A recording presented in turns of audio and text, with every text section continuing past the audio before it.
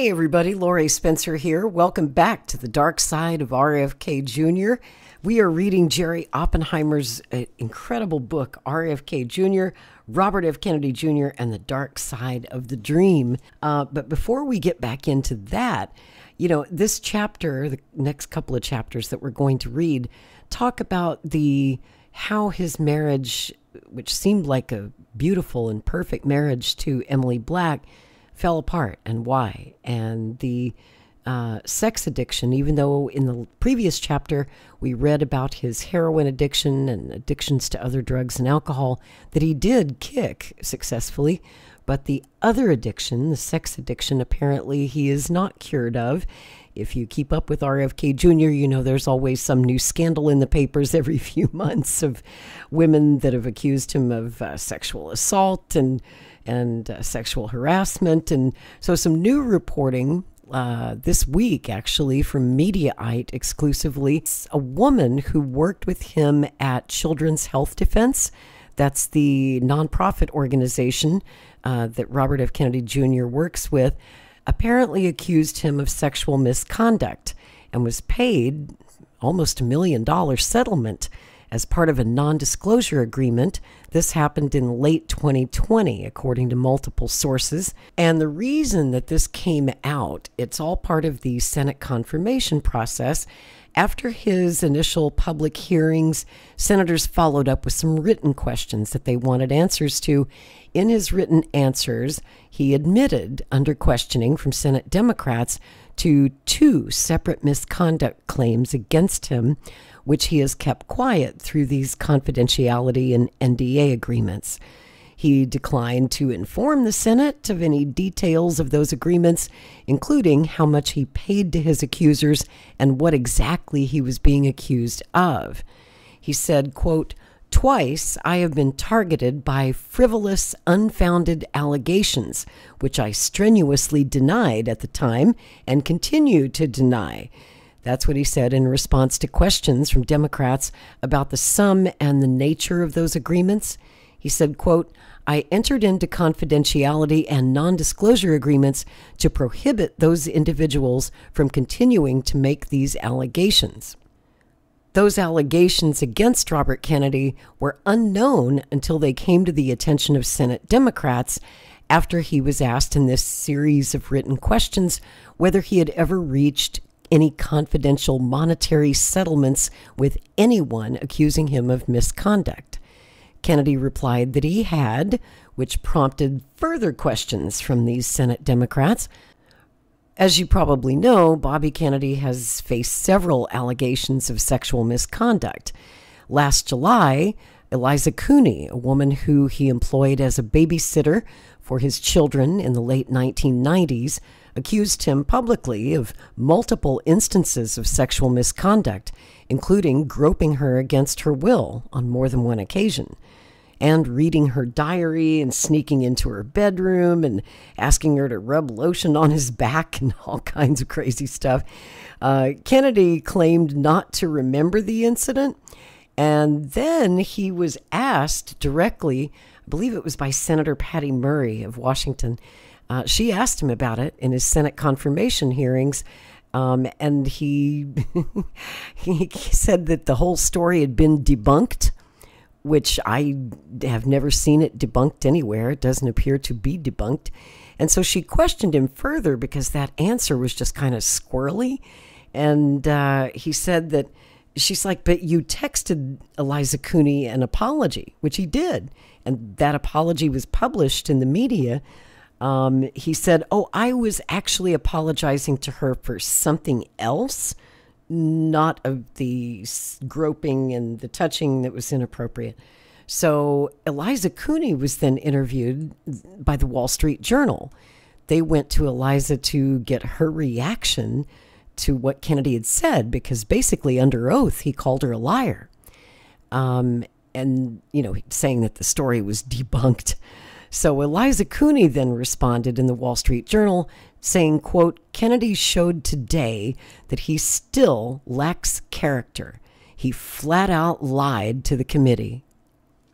So that's her take on it. And, on this settlement agreement, I don't know what happened. I wasn't there, but I can tell you this. Men accused of any kind of sexual assault or sexual misconduct usually don't pay $1 million if they're innocent. So, that being said, let's talk about how this destroyed two of his previous marriages. It is well known, of course, that Bobby's infidelity is what caused the end of his marriage to Emily Black, which you'll hear in today's episode. And that led him to marry his old friend, Mary Richardson, whom he'd known for many years. She was another kind of Kennedy hanger-on, who he got pregnant while he was cheating on Emily with her. And when they got married, Mary was already 6 months pregnant. That's a very interesting story, and we're going to tell it in this episode of The Dark Side of RFK Jr. And, ready or not, RFK Jr. is now your new Secretary of Health and Human Services. Over the objections of the Democrats, who filibustered and held the floor for 30 hours in opposition to RFK Jr.'s nomination overnight Wednesday. They were on the floor making speeches well past midnight in protest of this nomination, but they had the votes. The Republicans had the votes. And so on Thursday morning, he was confirmed. The vote was 52-48 along party lines. Senator Mitch McConnell, former Republican majority leader, also a survivor of polio, he was the sole Republican joining the Democrats to vote against Kennedy.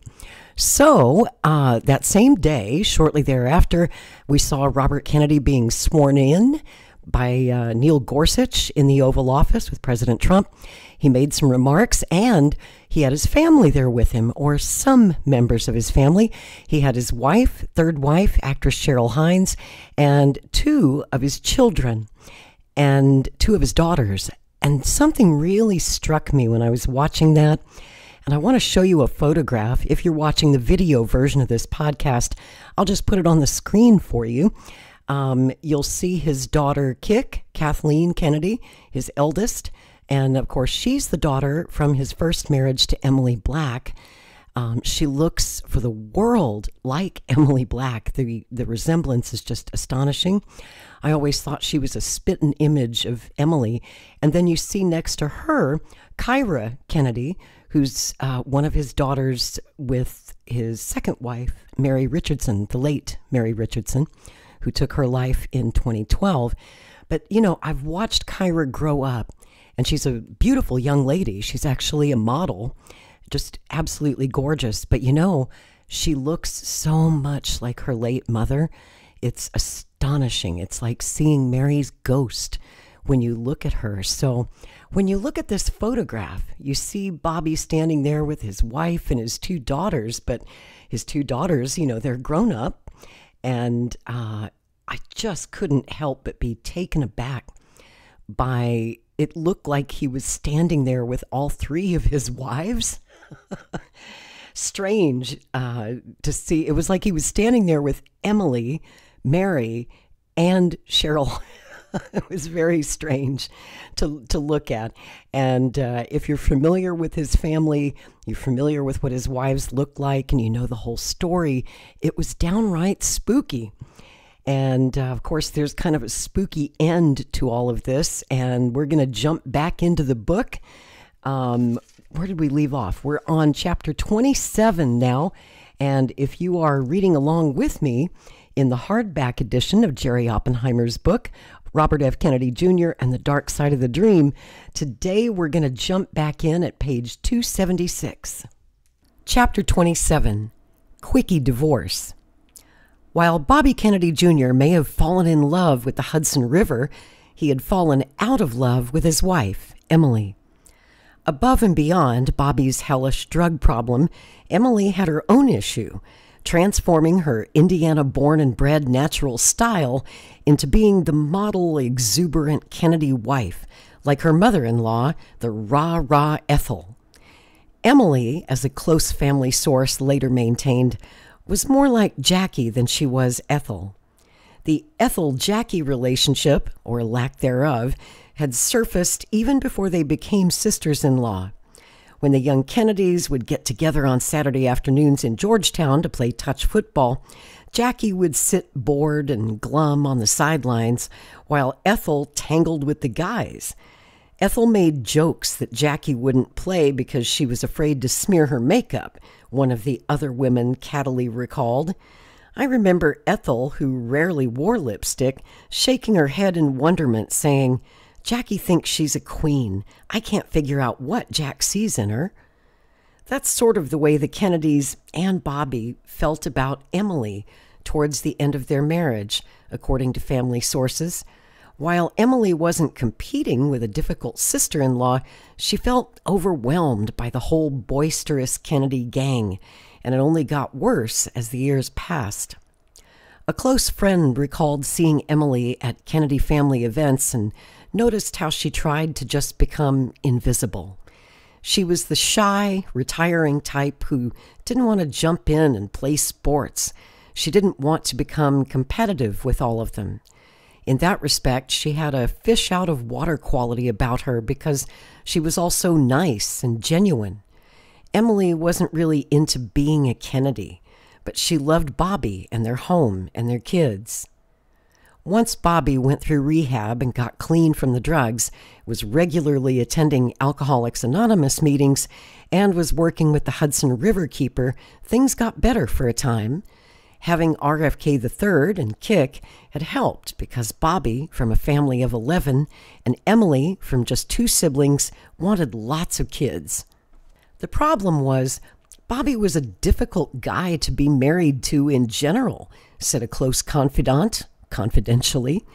He was always on the go, always doing things, always had people around him, and he always had people who wanted something from him and people who were offering him stuff. He was always out, summers at the Cape, traveling out in the wilderness. He was always just taking off. When he was on drugs, he was wired, and when he was off drugs, he was wired. When Bobby wasn't on the go, he had turned their home in Mount Kisco into a veritable party house, like the mansion in which he had been raised, Hickory Hill. And life at Hickory Hill had been modeled by Bobby's mother on the Skakel estate, where she had grown up in Greenwich, where there were endless rounds of business parties, socializing, carousing, and lots of drinking. There was always an open house on weekends in Mount Kisco, said a friend of Bobby and Emily's. On any given weekend, you never knew who was going to be out at that house. It was always a gathering point for fun, for interesting people, for pain-in-the-ass people, every kind of people. But it just wasn't easy for Emily. Bobby was much more social than Emily. Before the divorce, and even before the separation, they began to drift apart. These two realized they weren't ideally suited for each other. It became clear over time that their marriage just wasn't going to work out, and they were figuring out how best to end it. Still, Bobby publicly made their lives together sound perfect. As he once boasted to People magazine, "Emily and I go out every Wednesday night. No matter what, we have a date. Then we spend 2 nights a week at home with the kids. On Tuesday night, I babysit and she goes out. On Monday night, I go out and she babysits." He said he awakened every morning at sunrise, fed his animals, ran 3 miles, and then helped Emily get the kids ready for school, painting himself as the perfect husband and father. By 1990, the 8th year of their troubled marriage, when RFK III was 6 and Kick was 2, Emily decided to return to her career as a lawyer, at least on a part-time basis. She and her longtime friend and roommate from law school, Alexandra Curie, shared an office in downtown Manhattan, but Emily worked mostly from home. Her off-and-on legal practice would continue for about 5 years until after she and Bobby split. More serious than the parties at their home in Mount Kisco was Bobby's womanizing, and Emily knew what was going on, a close source revealed years later to this author, Jerry Oppenheimer. The source said, confidentially, Whatever relationships Bobby had, he had, and people were aware of it. Emily definitely knew. I don't want to sugarcoat it, but there wasn't a lot of fighting about it. There wasn't a lot of acrimonious finger-pointing. When his namesake, RFK III, was 8 years old, and his daughter Kik was 4 in 1992, Bobby separated from Emily, who had been a loyal, loving Kennedy wife, who had helped see him through his addiction, and who had and would remain tight-lipped about the hellishness and the good times of their union. As a friend observed, quote, "Emily's always been very protective of Bobby. She has always handled that stuff with grace and class. She'd always say to me, 'Go easy on him.' Emily was never bitter about the separation or the divorce, and she didn't fight it.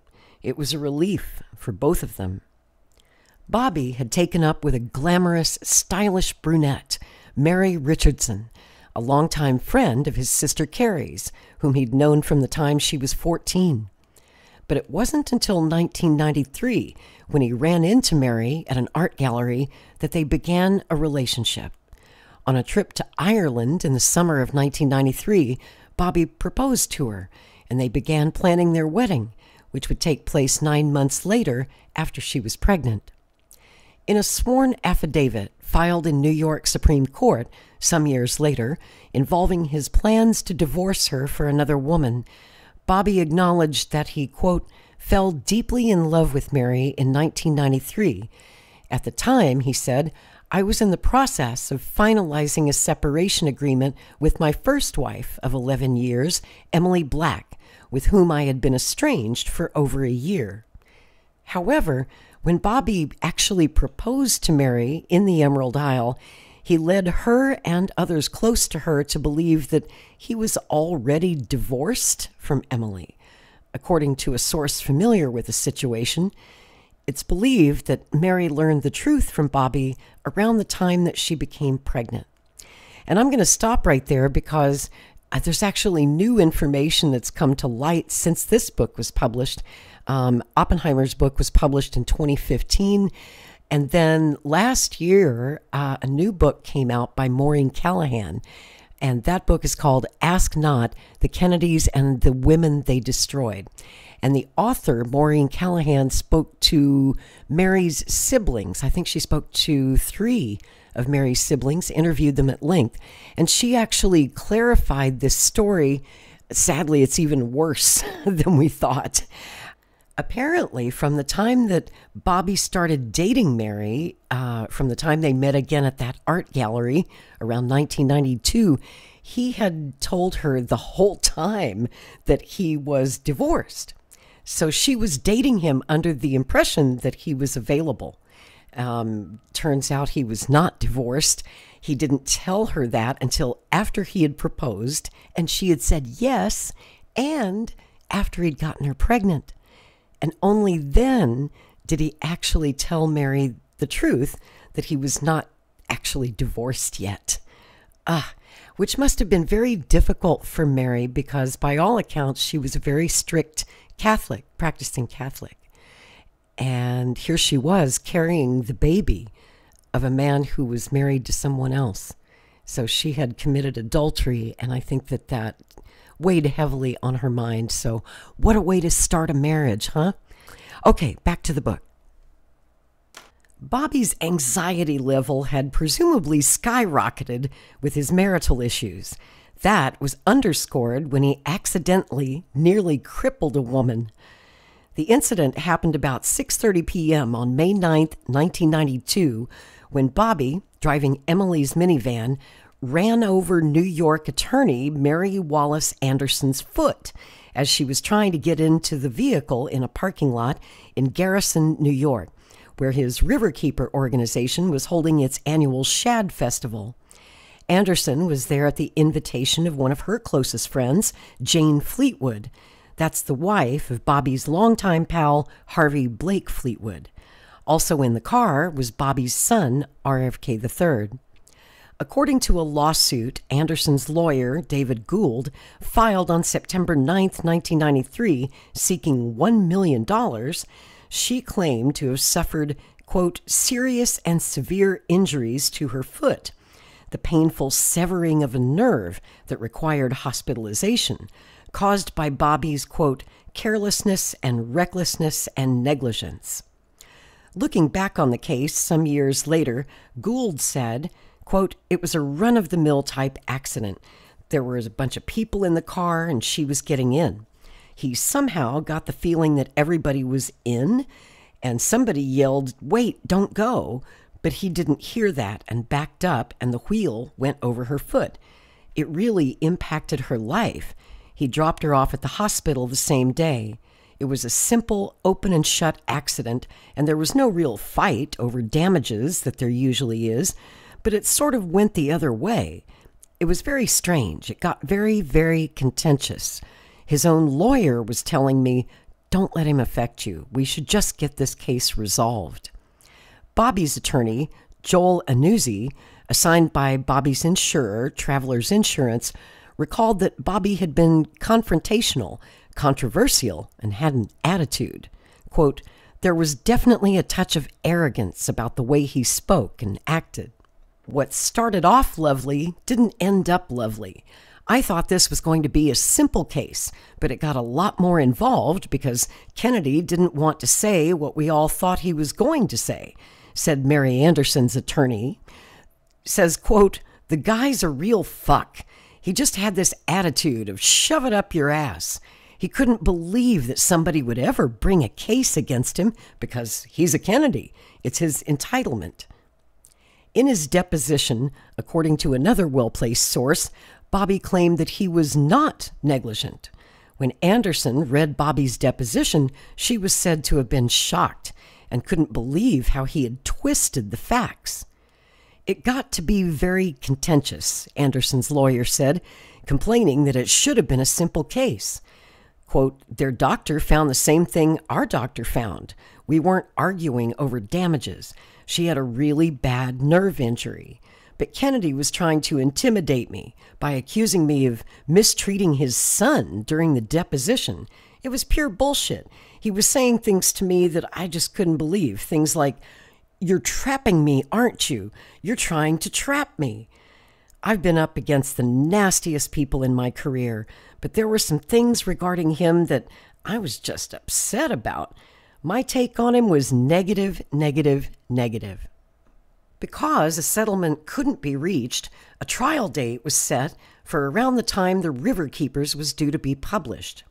The cable network, Court TV, which covered high-profile cases, had its cameras and reporters ready. But, as the victim's lawyer, Mr. Gould, noted, there was no way in hell Kennedy was going to let this go to trial. At the last minute, a settlement was reached. On Thursday, March 24th, 1994, just days before Bobby and Emily's 12th wedding anniversary, he flew out of New York City and into the city of Santo Domingo in the Dominican Republic for a 9 a.m. hearing to obtain a quickie divorce. The law there permitted foreigners who arrived by the thousands annually to end marriages in just a few hours. It was also a place where divorce records were difficult to find, a way to keep nosy investigators and journalists from snooping, and were merely handwritten entries in a civil registry office book. Moreover, the records weren't in alphabetical order and usually required the services of a local lawyer who knew his or her way around in order to find any discrete information. But Bobby's hope of keeping the divorce a secret from the world was dashed when the local daily newspaper reported it, and then the story was picked up by the Associated Press and given wide coverage. In Emily's hometown, the local paper's headline a few days later blared, "Bloomington Marriage of the 80s, Black Kennedy Ends in Divorce." At the moment his divorce was ratified in the Caribbean nation, his girlfriend back at home, Mary Richardson, was 6 months pregnant with Bobby's baby. When Bobby and Emily initially separated, a close friend maintained Richardson wasn't the primary reason. Quote, Bobby left Emily for a new life, and Mary was a part of that, but it wasn't like a quid pro quo. It wasn't like he was replacing Emily with Mary. It wasn't like Bobby suddenly came to Emily and said, "I'm in love with Mary now." But Mary was always around. She was pretty close to everyone in the Kennedy family. She was Carrie Kennedy's best friend and spent a lot of time with them over the years. I know she liked being a part of the Kennedys. She liked the social acceptance, and she liked to be a part of something bigger and more interesting. She liked the patina of the Kennedys. She was into that more than Emily ever was. In Bobby's divorce settlement with Emily, she got very little but the basics from her multimillionaire husband, an heir to the billion-dollar Kennedy fortune. The woman who went through hell and back with him was said to have received half of the value of their Mount Kisco home and was permitted to stay there until she remarried and moved to Washington, D.C., about a year after the divorce. Emily also received an undisclosed amount of alimony that was surrendered when she remarried, and child support that was adjusted down with her new marriage. She also got joint custody. Under the agreement, the couple's children, RFK III and Kik, spent 2 weekends each month with Bobby and his second wife, Mary Richardson, and most of it every summer at the Kennedy compound on the Cape. There was one other demand made of Emily. As part of the custody agreement, she was not permitted to move beyond a 50-mile radius of Mount Kisco, a condition that was removed when the child support amount was adjusted downward following her second marriage. 40-year-old Bobby had become one of the first members of the Kennedy clan to be divorced since his Uncle Ted, who was 50 when he filed for divorce just before Christmas 1982 from his 48-year-old wife, Joan. In the senator's case, an irretrievable breakdown in their marriage was cited as the official reason. In Bobby's case, he was granted what was known in the Dominican Republic as a mutual consent divorce. It meant he didn't have to prove a cause for ending his union with Emily. He just needed her mutual agreement, which she was said to have gladly given. She wanted out of the marriage just as much as he did. Unlike Bobby, who had surreptitiously flown to the Dominican Republic to get a divorce in secret, Ted and Joan Kennedy ended their union openly in Barnstable, Massachusetts, during a half-hour session in the court clerk's office and with a reporter actually taking notes nearby. Under state law, their divorce became final a year later, with pregnant Mary Richardson waiting for him to make her an honest woman. Bobby's divorce was instantaneous. It had been Ted Kennedy who had recommended that Bobby finalize his divorce in the Dominican Republic because the Kennedy family had a close friend in residence there who could be available if needed and possibly ease the way if necessary. That friend was present at the start of Bobby's marriage and nearby when the divorce papers were signed. He was Father Jerry Creedon, who had co-officiated at Bobby and Emily's nuptials in Bloomington. The Reverend Terry Ewing, who had co-officiated with Creedon at the Kennedy Black wedding, recalled years later that he had heard that Bobby had sought an annulment so that he could be married in the Catholic Church the next time around. Gossip about the marriage being annulled was rife in the press and among people who knew Bobby and Emily. It was really sad to hear that, said Ewing, because at that point Bobby and Emily had 2 children. And under the Catholic doctrine, when marriages are annulled, the marriage doesn't exist anymore, so the children don't exist. When a marriage is annulled, those people are erased. In 2013, however, Father Creedon said he was unaware that Bobby had been granted any annulment. He said, "But it's possible. I participated in the pre-marriage preparation, but I was not involved in the divorce." And he claimed he didn't even know that Bobby had obtained his divorce in the Dominican Republic, where Creedon was stationed at the time. Explaining that his relationship with the Kennedy family is quite confidential, he added, "I'm always disappointed when a marriage doesn't work out." Along with being Ethel Kennedy's spiritual leader, Father Creedon had become part of Ethel and Ted Kennedy's social circles, and he was a regular at special Kennedy family events, holidays, and parties. Just a week before the Lion of the Senate died from a brain tumor in August of 2009, Creedon had the pleasure, he said, of celebrating Mass with him. And during those last days, when he was visiting the dying Ted Kennedy, Creedon had stayed at Hickory Hill with Ethel. Chapter 28. Another Bride. Bobby Kennedy Jr.'s beloved Hudson River was the setting for his second marriage to his new beloved, Mary Richardson, a New York architectural designer who had been a Kennedy family disciple, groupie, some who knew her would call her, from the time that she was a teenager. Just 21 days after securing his quickie Dominican Republic divorce and almost a year after proposing marriage, 42-year-old Bobby wed his 34-year-old girlfriend, who was 6 months pregnant. The ceremony took place aboard the Hudson Riverkeeper's research vessel, the Shannon, on Income Tax Day, Friday, April 15, 1994. Like Bobby, his new bride came from a sprawling Catholic family. She had 6 siblings, so there was a Roman Catholic Mass, followed by the marriage ceremony, officiated by a New York State Supreme Court judge, Donald N. Silverman. The jurist wasn't selected at random. Bobby had campaigned for Silverman's judgeship in the past, and the two had an affiliation at Pace University Law School. When he got home to Westchester after the ceremony, Silverman told his wife that the Kennedy ceremony, which he thought would be a big, glittery affair, was, quote, bare bones on a barge, she recalled years later after her husband had died. Just a handful witnessed Bobby's second betrothal, including his 2 children from his marriage to Emily, 9-year-old RFK III and 6-year-old Kick. Afterwards, there was a picnic lunch on board with some friends and family members. It was almost as if Bobby's bride had been born a Kennedy. She'd practically become a member of the family in her mid-teens, a couple of years after her father, a professor at the Stevens Institute of Technology in Hoboken, New Jersey, died of colon cancer.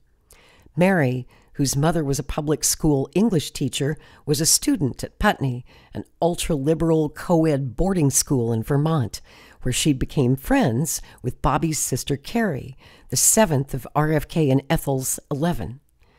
Bobby once claimed to the New York Times that Mary, after her father's death, had run away from home for 6 months, joining a puppet theater group. It was a bizarre thing to say, since Mary was only 12 when Professor Richardson died. In fact, her only connection to puppetry was as a small child, when she and some of her siblings worked summers at the Bread and Puppets theater group in Vermont. It was a mystery to some of those who knew Mary as to why Bobby would even make up such a story. After Mary and Carrie bonded, Mary spent practically every weekend and every vacation with the RFK branch of the Kennedy family, and the 2 women remained lifelong friends. After graduating from Putney, where Mary was, quote, the smartest student, according to Carrie, both girls went to Brown University, where they roomed together and where Mary got straight A's. Later, she was a top student at the Rhode Island School of Design. The 2 continued to room together until they were 30 years old, when Carrie married a scion of the powerful Cuomo political dynasty 4 years before Bobby wed Mary. We were inseparable, Carrie recalled. We shared friendships, a closet, a cash card. People couldn't tell our voices apart. When Bobby's brother Joe started his heating oil for the poor business, Citizens Energy, in Boston, Mary, who was then just 17, designed the company's first annual report, along with the firm's logo. When Joe ran for Congress the first time, Mary was active in his campaign. As part of her volunteer work, she solicited restaurants to donate fancy foods for the Election Day celebration. She also volunteered to help the RFK Center for Justice and Human Rights. And all of this was years before she even had a single romantic thought about Bobby, who was usually off chasing other women. Glamorous, sophisticated, Creatively talented and single, Mary had become part of the pop artist Andy Warhol's hip downtown scene, which included such Kennedys as Bobby and his cousin John Jr. Mary worked for a time for Andy Warhol, and when Ted Kennedy was running for the presidency in 1980, she conceived of a way to raise funds for him, Artists for Kennedy. She got the likes of Robert Rauschenberg, Roy Lichtenstein, and Julian Schneibel to donate, along with everyone else who walked through the doors of the factory, Warhol's downtown headquarters. At age 20, she raised millions, Carey later said. In Warhol's gossipy diary, edited and published posthumously in 1989, all 839 pages of it, there were about a dozen mentions of Mary, as well as men in whom she had shown a romantic interest, none of them a Kennedy. One was John Stockwell Samuels IV, a good-looking Harvard student who also modeled and was a platinum member of Warhol's circle. He had posed in Interview magazine and was commissioned to model by Armani. Moreover, he had run around with the Nicaraguan beauty Bianca Jagger, Mick's wife, and was part of the young Kennedy circle. But the Richardson girl had eyes for him.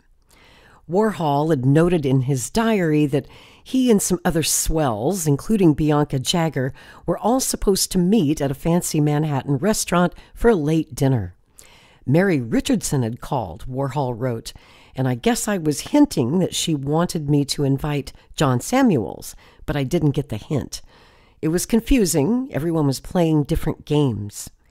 In the summer of 1980, Mary, along with Carey Kennedy and Bobby's brother Michael's future wife, Vicki Gifford, daughter of the NFL star Frank Gifford, were together in Monte Carlo, where Warhol had a showing and where the girls and the artist ogled Sylvester Stallone, who, according to Warhol, was dressed all in white and he looked really beautiful. The next day, Warhol wanted to introduce Mary and Carey to Grace Kelly's son, Prince Albert, but he wasn't interested. Back in New York, Mary had become friends with Warhol's business manager, Fred Hughes, and along with the artist, they attended a glitzy party at Manhattan's chic Le Club, where there was a celebration in honor of Michael Kennedy and Vicki Gifford's upcoming wedding. The paparazzi were out in force because a gaggle of Kennedys were in attendance. Gene Kennedy Smith, Eunice Kennedy Shriver, JFK Jr., and his sister Caroline. Only Jackie and Ted were missing, Warhol noted, adding in his diary that Bobby gave the best speech. He said, "He'll probably be better than Teddy. He'll probably be the one," meaning the president. Carey wrote some songs and they all sang them. Mary kissed all the boys. She knew them all. Afterward, Mary, Carey, Fred Hughes, and Warhol, and a bunch of boys took a limo to a party being thrown by Calvin Klein and Elton John. At a Christmas party in 1980, Fred Hughes had brought Mary and one of Bobby's cousins. Warhol wrote in his diary, quote, "I was taking pictures of this handsome kid I thought was a model, and then I was embarrassed because it turned out to be John Kennedy. While Mary knew and liked JFK Jr., she never dated him." In the summer of 1981, Mary, according to Warhol, was looking for work, modeling work, apparently, and Warhol had arranged for her to have a meeting with his friend, the designer, who went by the name of Halston. He had made his name and fame as the premier fashion designer of all America, according to Newsweek, when he conceived the famous pillbox hat for Bobby's Aunt Jackie that she wore at his uncle's inauguration. Instead of showing up for the meeting, however, Mary had lunch with another popular designer, Bill Blass. Andy Warhol was miffed, writing that Blass, quote, was going to pay her $500 an hour to model, and so she was thrilled about that and wasn't even going to see Halston after I'd gone to all the trouble of getting her the appointment. In the spring of 1982, Warhol ran into Mary and she told him that she was going to marry a close friend of John Samuels, one Carlos Mavrolian, who had been Samuel's roommate at Harvard. Mavroleon was the son of a wealthy Greek shipping tycoon, Manuel Basil Bluey Mavroleon, who had settled in England and whose wealth was on a par with that of Aristotle Onassis. One of Bluey's 4 wives was a granddaughter of Somerset Maugham. Carlos's mother was a Mexican socialite, and his brother, Nicholas Mark Nicky Mavroleon, had been one of 3 husbands of the Nicaraguan-American actress Barbara Carrera, best known for playing a seductive Bond girl in the 007 movies. If Bobby's Aunt Jackie could marry a Greek shipping mogul, the gorgeous and confident Mary Richardson figured so could she, or at least the mogul's son. While Mary never compared herself to Mrs. Onassis, she did fall in love with Mavroleon. But it wasn't his wealth that had attracted her. She truly loved him. Mavroleon was close to the Richardson family, and Mary and Mavroleon had what a friend described as a deep and passionate relationship, a real and strong intimacy. They had, in fact, talked marriage, but the seriousness of that talk was anybody's guess. Warhol was surprised by Mary's claim of intending to marry Carlos, who had been educated at Princeton and Harvard and was close to the Kennedys, especially Bobby, as he was to the Richardsons. Mainly, Warhol was surprised because he had detected in Carlos a minor speech impediment that Warhol had linked stereotypically to effeminate homosexuals. "It'd be funny," he remarked, "if he was a straight person with a lisp, but I didn't know." Mavroleon wasn't gay, and Mary Richardson actually did have an intense relationship with him in the early 1980s when he was working on Wall Street and doing a lot of cocaine and any other drug he could procure.